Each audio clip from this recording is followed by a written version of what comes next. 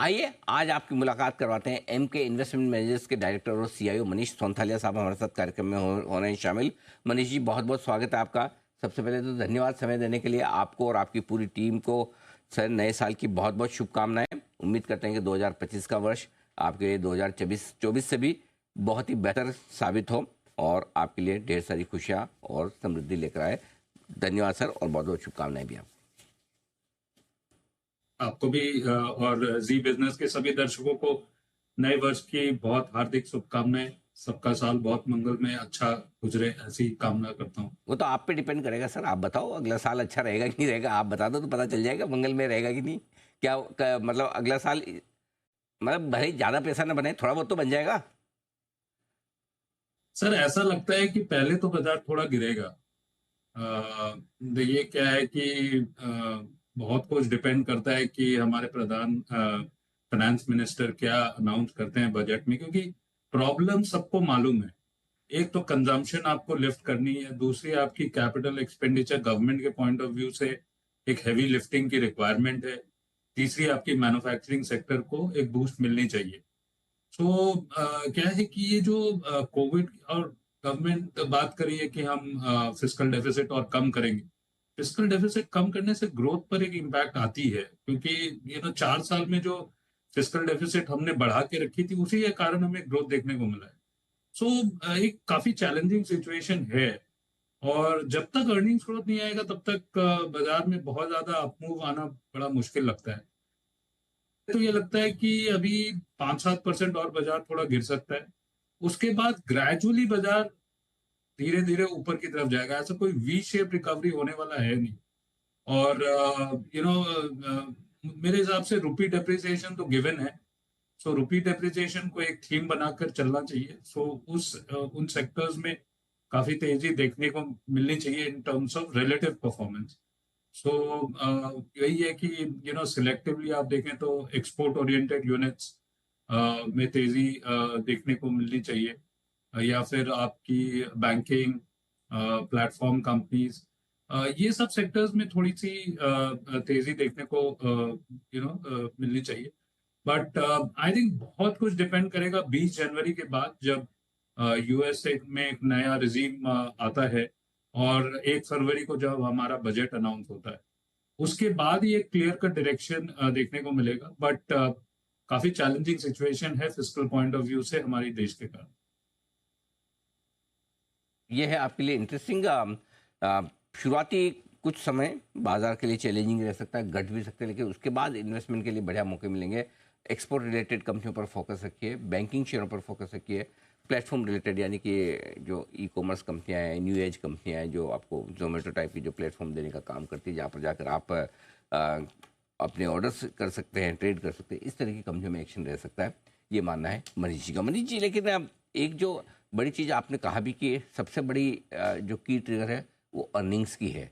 आपको क्या लगता है, क्या इस साल के बचे हुए ये 6 महीने, एक तो ये अभी जो रिजल्ट आएंगे मार्च के, क्या इसी में रिवाइवल दिख जाएगा या थोड़ा वक्त लगेगा? देखिए, कंजम्पशन तो बुरी तरह डाउन है। फेस्टिवल सीजन को अगर आप सीजनली एडजस्टेड करें तो कंजम्पशन रिलेटेड सेक्टर्स में तो काफी गिरावट देखने को मिलेगी। और जो थर्ड क्वार्टर के नंबर्स आएंगे उनमें कैपिटल गुड रिलेटेड जो थीम्स है उनमें थोड़ी सी एग्जीक्यूशन देखने को मिलेगी। तो मोटा मोटी यही अनुमान है कि फर्स्ट हाफ में जो FY25 के नंबर्स आए हैं उनसे थोड़ी बेटर होनी चाहिए, ताकि 6-7% की पूरे फिस्कल 25 की अर्निंग्स को देखने को हमको मिले। सो यही एस्टिमेशन है, इससे ज्यादा और कुछ ज्यादा उम्मीद करनी नहीं चाहिए। और आप ये मानकर चलिए कि अगर हम 6-6.5% की रियल जीडीपी ग्रोथ 2026 में करते हैं तो नॉमिनल जीडीपी ग्रोथ 11 या 12% से ज्यादा होनी नहीं चाहिए।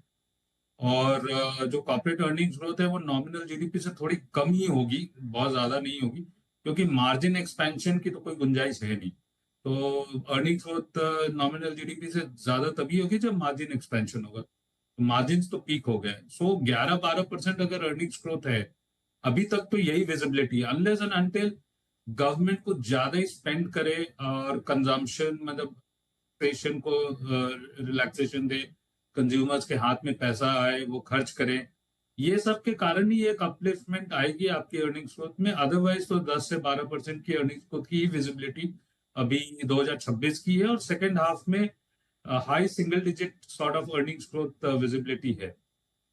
तो रिटेल इन्वेस्टर्स को कहाँ पैसा लगाना चाहिए? लार्ज कैप्स में रखें, ज़्यादा सेफ्टी के पर फोकस करें, या मिड स्मॉल कैप शेयर में जहाँ पे थोड़ा ऐसा लगता है कि पैसे ज़्यादा बन जाएंगे? आपकी क्या सलाह होगी?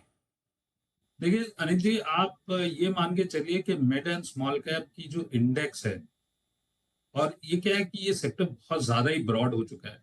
बट अगर आप एनेक्डोटली देखें तो 2007 में हमारा एक पीक हुआ था, फिर 2013 में हुआ था, फिर 2017 में हुआ था। उस समय की अगर आप डेटा निकाल के देखें तो मिड एंड स्मॉल कैप की इंडेक्स की उस समय जो पी मल्टीपल्स थी, आज की डेट में वहां से बहुत ज्यादा पी मल्टीपल्स है।